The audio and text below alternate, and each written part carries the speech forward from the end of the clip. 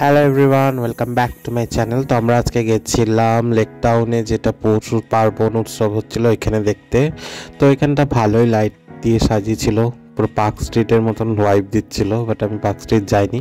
তো এখানেই গেছিলাম আমাদের যেহেতু বাড়ির সামনে। তো এটা খুব সুন্দর একটা ছোট্ট মেলার মতন হয়েছিল, আর প্রচুর খাওয়ার স্টল ছিল, আর এর চারিদিকে এরকম ছোট ছোট দোকানপাটি বসেছিল, যেগুলো দেখতে খুবই মজা লাগছিল।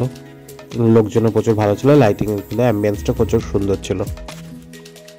প্রত্যেকটা মেলায় যা থাকে এখানেও তাই ছিল, বাট ফুড স্টল এখানে প্রচুর ছিল, খাবারের স্টল অনেক ছিল। আমরা যদিও কিছু খাইনি, বাট অনেক রকমের সব জায়গারই ছিল, যেমন নবদ্বীপের দই ঠই, তারপরে অনেক কিছুই ছিল। আর আমাদের এই ছোটো ছোটো জিনিসগুলোই বেশি ভালো লাগে মেলার, আমার এই ছোটো ছোটো জিনিসগুলোই ভালো।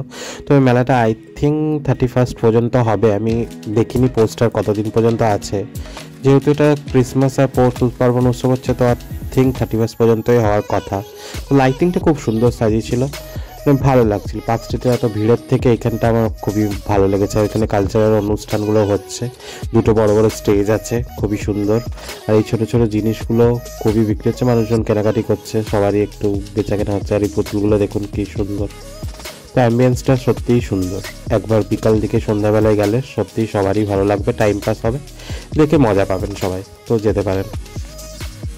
একটু এগোলেই আলাদা আবার নাগরদোলনার স্টলও আছে, পুরো নাগরদোলনা সেকশন। এখানেও খাওয়ার প্রচুর, বেসিক্যালি ফুড, পৌষ পার্বণ তো ফুডেরই বেশি আইটেম ছিল। আর এই ফ্ল্যাটটা দেখছিলাম, ফ্ল্যাটটা আমার খুবই ভালো লাগে। তো আমরা এখন দেখা শেষ, তো এবার বাড়ি ফেলা। তারা bye bye, see you next blog.